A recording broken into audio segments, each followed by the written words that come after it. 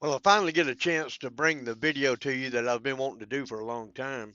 Just been really busy hauling loads and running up and down the roads. But this one has to do with the regular dispatch driver and a driver that was on load choice board at Prime. If you're not familiar with Prime's load choice board, a select number of drivers were offered to be put on this load board to test it out and try to make improvements to it. But basically, what happens is when they're available for dispatch, they're sent three loads to choose from. They can pick one of those three or reject all three, and they're sent three more. They can select one of those three or reject all of those. But when they reject the second set, they have to go through their dispatcher to get dispatched like any other driver does. They go at the bottom of the list to get a load. All right.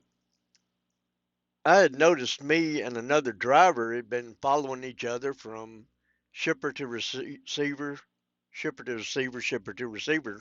We did about three loads in a row like that, following each other. And we got to a receiver one night and got to talking and found out we were going to the same place the next day to pick up. And I told him that, I had basically a crappy load out of the place that was for $700 or $800. It was for 2 days, gonna take 2 days to do it, which made it a crappy load, $350 a day. Well, he was going to the same place and was offered three damn good loads coming out of it. Two that were over $2,000 and one that was over $3,000 going to Massachusetts. The other two, I don't know where they were going, but he was sent three good loads, and I was given one for $700 to $800. I messaged my nighttime dispatcher because they're the ones that sent me the load and asked if that was the best available from that plant. And this was before I even talked to the other driver that was on load choice. I sent that message and was told, yeah, this is the best available out of that shipper, which I had pulled a damn good load out of that place before, and I was hoping for another one. But all I was given was that $700 to $800 one. Well, he told me that was the best available, and I something in my gut just said he's lying. I didn't believe him, but you have no proof on it. But then when I talked to that other driver, I found out that he got offered three great loads out of the same shipper. So that nighttime dispatcher lied to me again. And boy, it did not sit well. Did not sit well at all. I steamed over that one for a couple of days.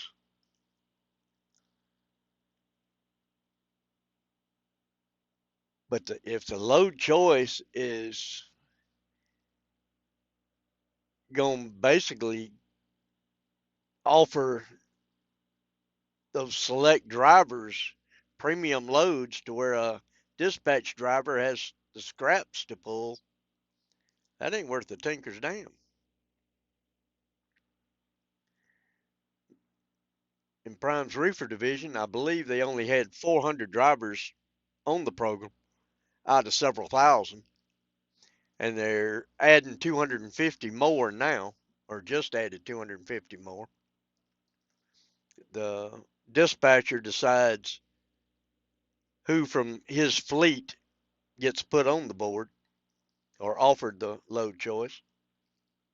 You have to have like no service failures for the past 13 weeks. You have to have the ACE 2 class. And I'm not sure if there's any other parameters, but I know there's those too. I don't know if there's a longevity parameter, how long you have to be with Prime before you're offered it. But I'd sure like to know if there's more instances like that going on. Of course, it's going to be hard to find out.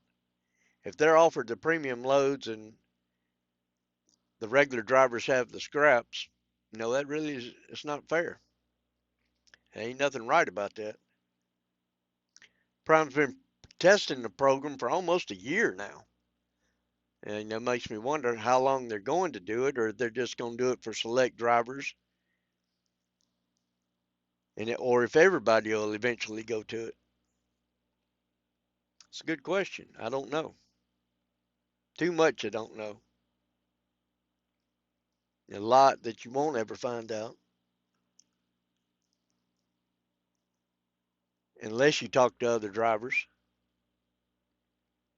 But from what I understand, the load board's not perfect,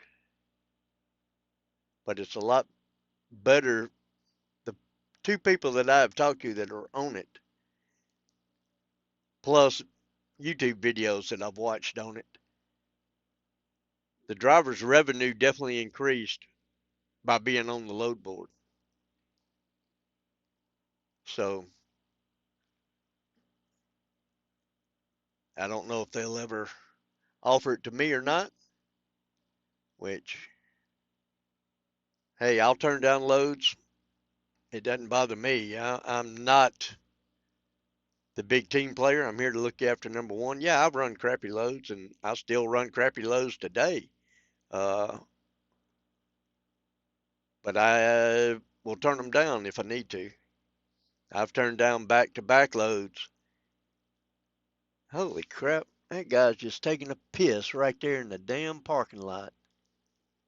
You nasty ass damn truck driver. If that ain't pathetic. Holy crap. I don't believe it. Wow.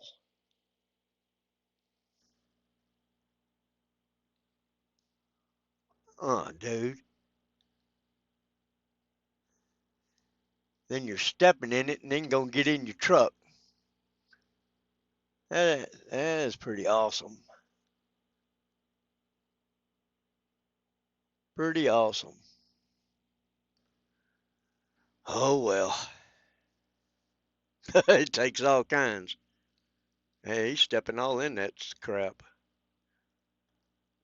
Wow, talking about a darn squirrel coming across and messing up your train of thought.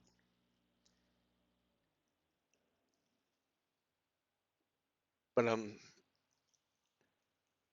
I'll tell you about the times that I've turned down loads and turned them down back to back. They'll send you a $700-800 load that goes for 2.5 days, which hell, you can't make no money doing that.